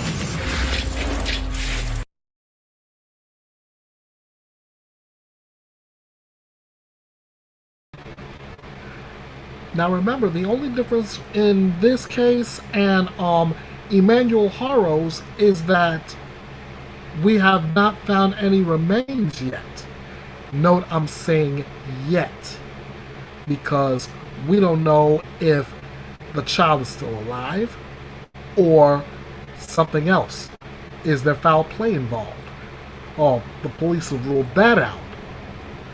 But like Leilani Simon, the child's mother even came up with a great excuse. It was, let me go ahead and hit this up before we go back to Quinton's case. Mom is outside of a Big Five sporting goods store, allegedly. She's changing baby Emmanuel's diaper when all of a sudden a guy says, "Hola."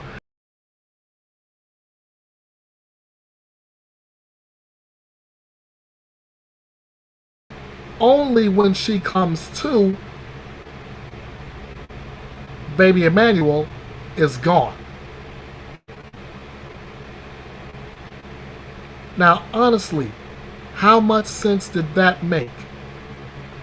Somebody just out of nowhere just says hola and knocks you smooth out. Come on, guys. I mean, I mean, getting creative with your lies is one thing, but come on. Let's get back in the case of the investigation of baby Quinton.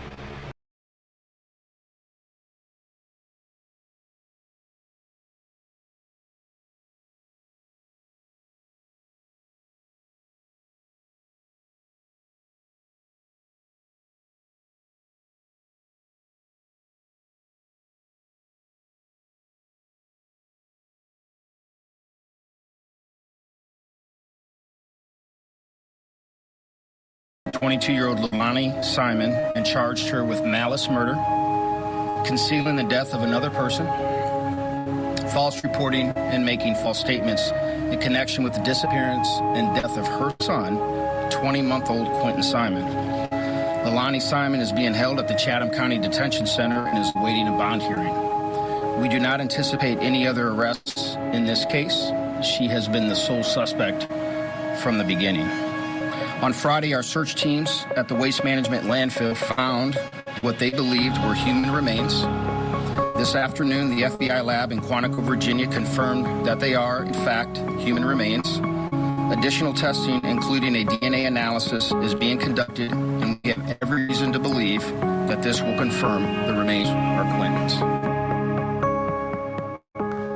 He was thrown out like garbage. This little boy that you're looking at was killed and thrown out like garbage.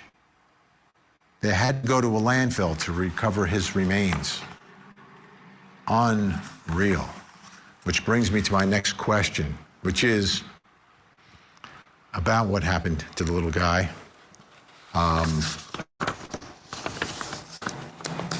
What will investigators be able to determine from Quinton's remains?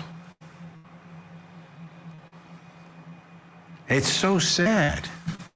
It is so sad. But the investigation must continue. You got to figure this stuff out. Still with us, Joseph Scott Morgan and Lauren Conlon.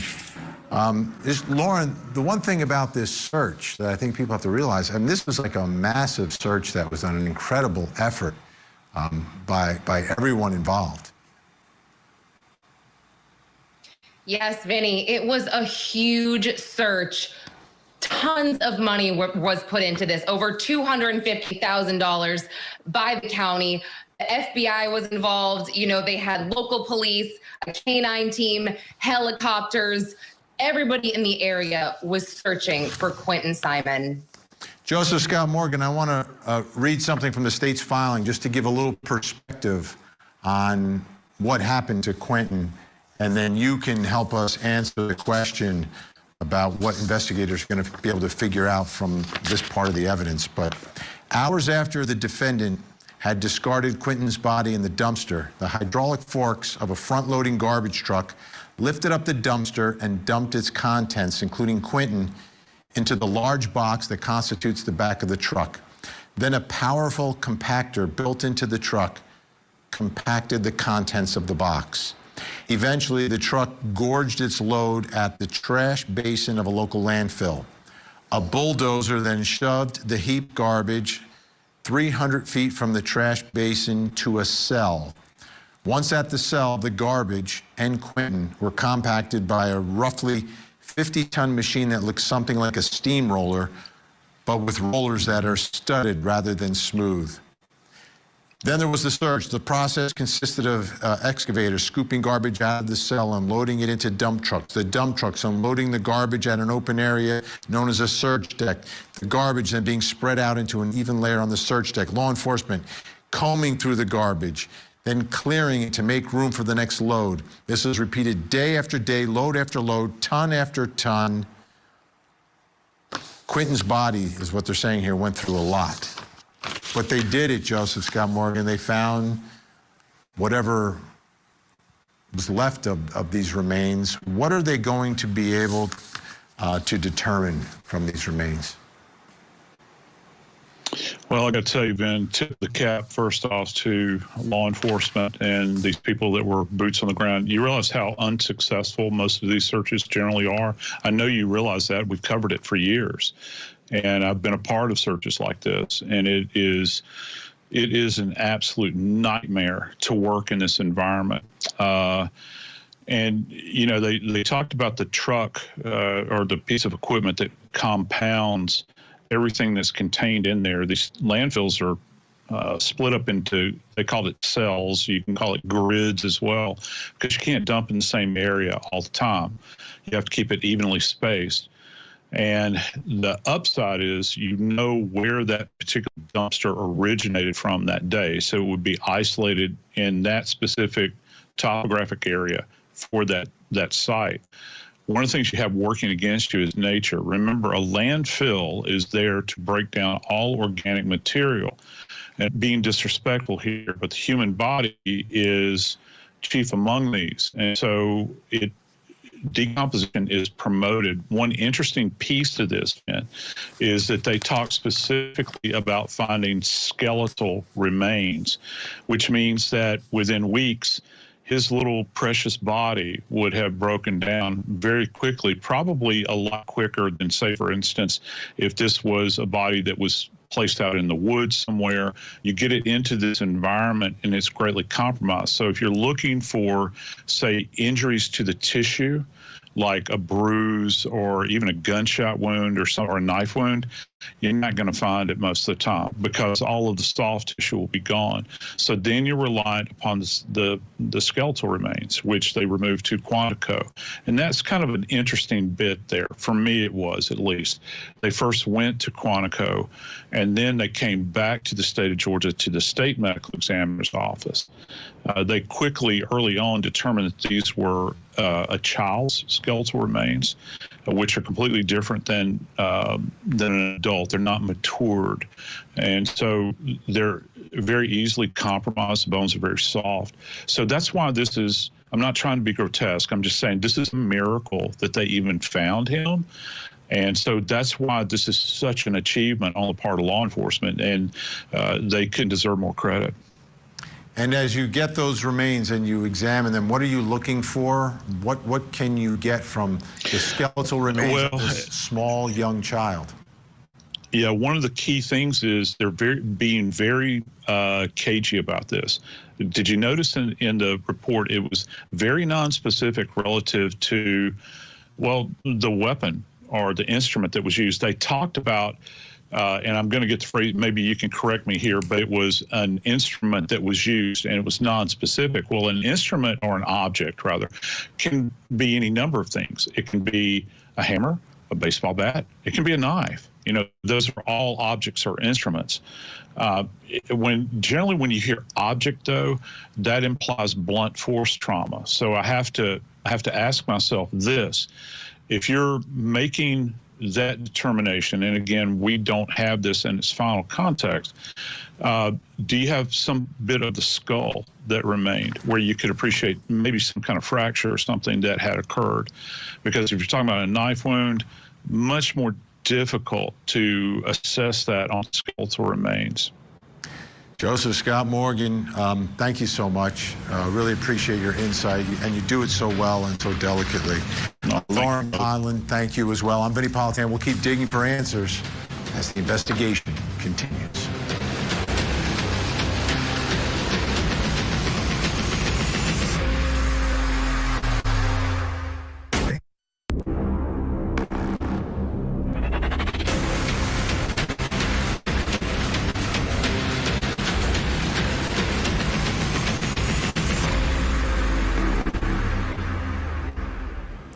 I'm Vinny Politan. We continue our investigation of the tragic death of little Quinton Simon. He was 20 months old, which is really the age when our children start to become little people. But for Quinton, his chance to live and grow was taken. Here's his story. This is 20-month-old Quinton Simon, an absolute angel, With his warm brown eyes and shiny hair, learning something new every day and growing into his little personality. It's hard to believe that anyone could or would bring harm to Quinton. But someone did. He was reported missing on October 5th, 2022. He had been living in Savannah, Georgia with his grandparents, his mom, and her boyfriend. His remains were found in a landfill after an extensive search. Prosecutors say it was the actions of Laken Simon, his mother, that led them to that search. She's now been charged with his murder, but there are still plenty of questions in this case that prosecutors believe they can answer as they seek justice for little Quinton Simon. It's a tragedy beyond tragedies. You know, children are so dependent on the adults in their world and the adults in their lives. And they trust their parents. They trust the adults. And when that trust is broken, to me, it's beyond heartbreaking, because what stands between a child and harm are the ones who are there to protect them, to hug them. And obviously that didn't happen in this case. You go to the indictment, and we haven't learned a ton of specifics about this case because of the way it has sort of proceeded through our system of justice, and some information has come out. For instance, take a look here at count 1 from the indictment. Malice murder. This is Georgia. Laken Marie Simon, on or about the 5th day of October, 2022, did unlawfully, with malice aforethought, caused the death of her son, Quinton Simon, a human being, in a manner unknown to the grand jury at this time. Unknown. Like I said, putting together the pieces of this story and trying to figure out exactly what happened has not been easy for investigators. They need to tell a story, though. When you go to trial, you need to tell a story to the jury. If you're trying to prove someone did something, you got to tell them what you believe they did. Which brings me to my next question. What do prosecutors say happened to Quinton? That's the opening statement. I mean, you've got to tell the jury, hey, this is what happened to this child. This is why we are here. Joining me to help us work through all of this, private investigator Jason Jensen and podcast host and Pop Crime TV reporter Lauren Conlon. I wanted to put one other count from the indictment up because I think this gives us, again, another piece of information from Quinton's story. And this is count 2 from the indictment, felony murder. Did commit the offense of aggravated assault, a felony, in that the accused, Laken Simon, the mother, did make an assault upon the person of her son, Quinton Simon, with an object that, when used offensively against a person, did result in serious bodily injury. The nature of the object being unknown to the grand jury at this time. Jason Jensen, things being unknown to the grand jury, to me, problematic. We don't know the manner in which Quinton's life was taken. They say there's an object used. We don't know what the object used here is. There seems to be a few holes right now in this case, unless they just don't want to reveal them, but they didn't reveal it to the grand jury. You're right, Benny, and that's the biggest challenge that we have here. I mean, definitely by saying that it's unknown, they don't know how it happened or maybe even why it happened. But what we do know is that from our experience in the legal system, that when a parent combines, illegal controlled substance usage, it often leads to child neglect or abuse. So we have that as a guide for them to follow. And then when they're investigating the disappearance and we get all these conflicting stories that don't align with the facts, then you know that the key suspect to be worried over. And certainly the circumstances of losing custody a week before kind of adds into this. So clearly we know who did it. We just don't know how or why. Lauren, here's a big question. I think that is a cloud over this case. They've been saying she was the lone suspect from the start. I get it, but she's not home alone. Her boyfriend is there. Her boyfriend is there. How does he not have the information or not be charged? That's the part that is very confusing to me. I understand, Vinny. It's confusing. However, I believe that from the start, police knew right away what they were dealing with. Leilani told lie after lie after lie. She was under the influence of a controlled substance. She lied about that. She lied about her whereabouts that night. She lied about her whereabouts the next morning. So right away, they knew what was going on. They just had to prove it. And between analyzing her cell phone records and going through the house and searching, I believe all of that combined. Oh, along with the fact, Vinny, that she was seen with her mother the first day that the landfill was searched. She was with her mother taking shots at a bar. She just appeared to be living her life, lying, not exactly caring. So they just had to get their evidence together and make an arrest here. But you're right, confusing, but they knew. Let me, Jason, count 3 of the indictment for felony murder. The accused did maliciously cause her son, Quinton Simon, cruel and excessive physical pain. It seems to make an allegation like that, you have to have some idea of what happened here.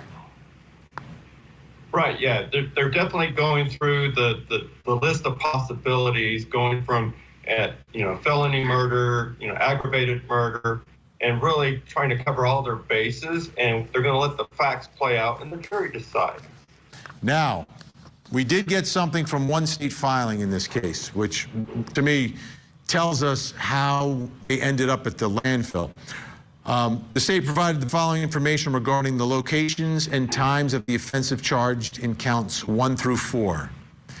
At the residence located at the house from approximately 11:10 p.m. on October 4th, 2022 to approximately 1:10 a.m. on October 5th, 2022. So she's home from 11:10 to 1:10. Then inside a Dodge Journey bearing a Georgia tag number en route from the house to the dumpsters at the Azalea Mobile Home Plaza between 1:10 a.m. and approximately 1:19 a.m. A 9-minute drive from the home to this mobile home plaza, the dumpsters there. And then at the dumpsters at the Azalea Mobile Home Plaza between approximately 1:19 a.m. to 1:22 a.m. on October 5th, 2022. Jason Jensen, you put together the pieces of a circumstantial case. You look at some of the circumstances here. She's out the night before, 1:10, driving to the dumpsters at a mobile home community. Right, and her excuse was she claimed that she went to a friend's house to get Oragel, and then when obviously, the investigators are going to vet out that information, and when it doesn't jive, then they know that there's something more sinister that deals with the dumpster. So that's why they, their investigation led to the landfill. They've got her at the dumpsters. They follow where that dumpster ended up, and they found little Quinton's remains. Lauren, the other thing about this is this now gives me a timeline, right, of when they believe he's dead. The night before. I remember the boyfriend on the phone with 911 saying he saw Quinton at 6 a.m. Those two things don't equal. That doesn't work. You're right. And I want to point out that Leilani did admit to going to the dumpsters. She said she was just disposing your normal garbage right at 1 in the morning. But you're absolutely right, Vinny. Danny said that he saw Quinton. So we're left wondering, did he see him? Is he lying? I mean, I have a feeling that these two, and this is my speculation based on Leilani, they do some drugs. Maybe he doesn't have a good sense of time. We don't know yet. You know, Jason, he seems to be the most important witness for this case if he's going to testify. He hasn't been charged with anything, right? So he can come into the courtroom and kind of talk about this, but he's got to explain how he could see Quinton at 6 a.m. that morning after the babysitter was called at 5:30 and canceled, but sees him on the way out to work, yet prosecutors are going to say that child was disposed of the night before.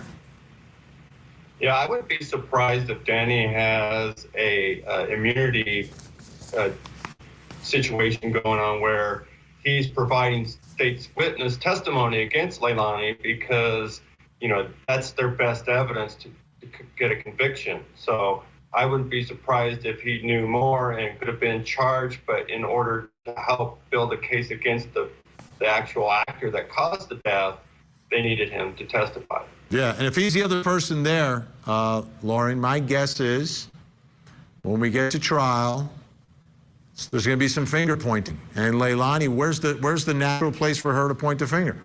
Right at her boyfriend, who said he saw Quinton that morning.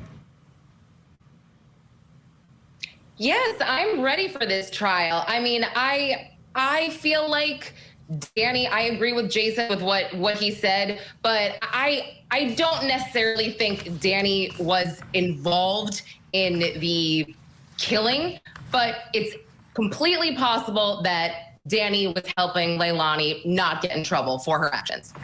That makes sense. It doesn't make sense to do it, but your analysis makes sense of what happened here. All right, guests are staying with us. Still to come, and this is another question because there's some history here. Why didn't Leilani have custody? How can you even live, breathe, sleep, eat? How? So, as a mother, I am Quinton's voice. We are all Quinton's voice.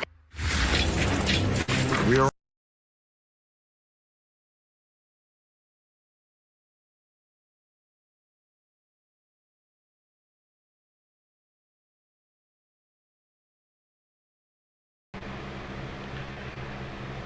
And we've heard all the excuses that Leilani Simon had came up with as far as her son's disappearance goes. Now we're at that point where she's arrested and she's about to go to trial for her son's murder. Well, you make the excuse. Now you make the excuse. You're getting tried for murder. Now you got to get ready and start pointing the finger of blame. But really, are you wasting your time and your energy, Leilani? Or in the new case now, Jake and Rebecca, are you starting the process of finger blaming now?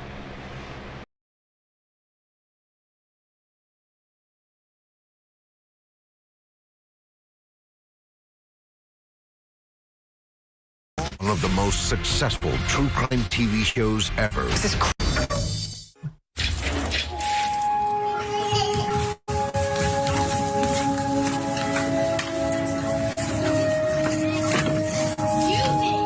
As a mother, if my child went missing, I would be out here. I would be wanting everybody in the world to help me. Everybody and anybody. And the fact that she's out here just living her best life, partying at Tabby, and your child is, God knows who, laying where in the cold. What happened to this 20-month-old child is unthinkable. No child should be harmed by anyone, let alone the person in their lives that should be their protector. These are the types of cases that get people very worked up. People in the community, people in the true crime community got very worked up about this one. They still are, obviously, but now it's been a couple of years. Showing up, protesting at the house, and it's all because a little child, this little child, 20 months, is missing at that point, and mom does not seem that concerned, is not out searching, is like having a pretty good time. And it's very frustrating and it's heartbreaking. And then you dive a little deeper into the family dynamics and what exactly is going on here, because this was a young mother, obviously, right? A young mother who didn't seem like she was ready for motherhood, but had children. Take a look at this. This is from the Georgia Child Support Worksheet. This is concerning Quinton. Child, Quinton Simon. Non-custodial parent, Laken Simon. Non-parent custodian, Billy Howell. That's grandma. So in this case where a child goes missing and a child ends up in a landfill, this was a child who was on the radar as being potentially in danger. So much so that Quinton's mom did not have custody of her own child, yet that night she seemed to have custody of her child.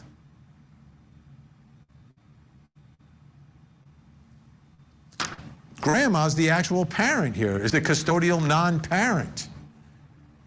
So that brings us to our next question, which is an important one in understanding what exactly is going on in this little boy's life. Why didn't Laken have custody of her child?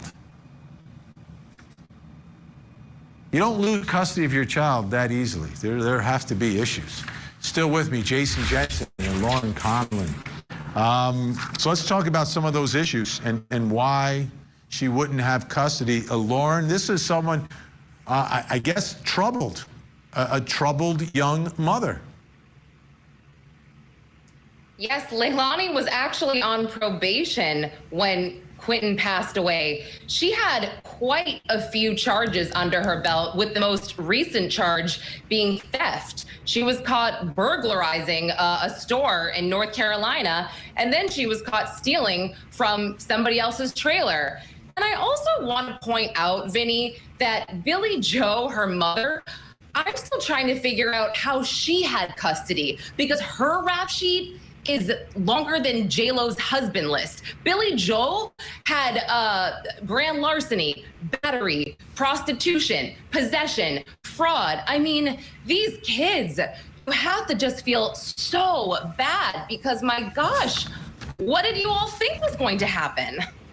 And Jason Jensen, so now you look at it and you say, Quinton's on the radar, right? They know that there's problems at home.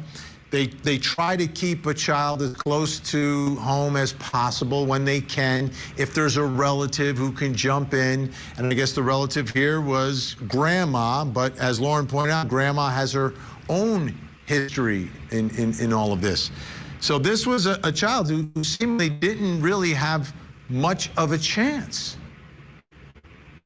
Right, yeah. Typically, when this situation arises, it's because the parent, the natural parent, has issues with the law, oftentimes drug-related issues, and the types of offenses that she had recently been convicted of, the theft and the burglary and things, those are usually categorized as drug-related offenses, because that's how they get the funds. They steal things or, trade them for drugs to, satisfy their addiction.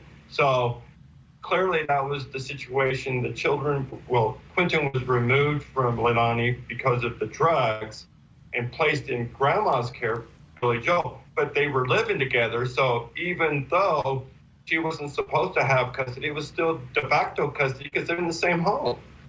And that's where we get to the day or the night that Quinton dies, Lauren, and it seems that even though she's the non-custodial parent, she was the parent with custody at the time that Quinton died. Like, she is there. I don't know where grandma was.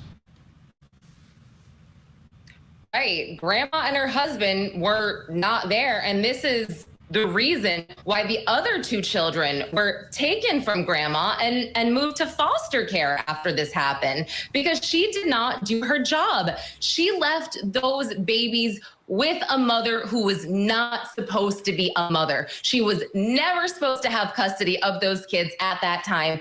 And that right there is unfortunately on Billy Joe. And it brings us like full circle, Jason, to the babysitter, who also will play a large role in all this, because this babysitter basically played a large role in the child's life. I think that was the best care that Quinton got, is when the babysitter got to take care of him. Yeah, you know, obviously state licensed, responsible adult that is watching more than Quinton as a profession. So certainly qualified and, you know, trusted by other family members of different children to watch their kids. So the time that Quinton was in the best care was while, you know, everybody's relieving their responsibilities to this babysitter. Yeah, and as we wrap things up here, Lauren, when you look at these pictures of this child, I mean, what do you see? Vinny, I can't even begin to explain how my heart is just broken. I can't even look at these pictures without wanting to cry. This entire show, you guys have been showing these adorable pictures of this toddler, so innocent, so precious, and the one person that he looked to, his mother, did this to him. I unfortunately think about the fear he must have felt, the confusion, the pain, and my heart breaks. We're out of time. Thank you both so much. Lauren Conlon, Jason Jensen, we'll see you again. Unfortunately, this is not the first story of a young mother accused in the death of their child. We've seen it before. Sometimes it comes with little or no warning, but here it did. Quinton's grandma had custody. Protective services knew there were issues, and grandma needed to step in. This should not have happened, and we need to find out how and why it did. I'm Vinny Politan. We'll keep digging for answers as the investigation continues.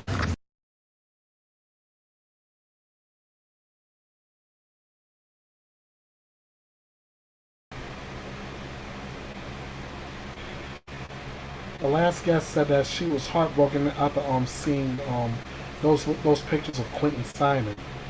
It broke mine too. Then, if those pictures of Quinton broke my heart, can you imagine how I, you, or anyone else would feel after seeing pictures of Emmanuel Haro?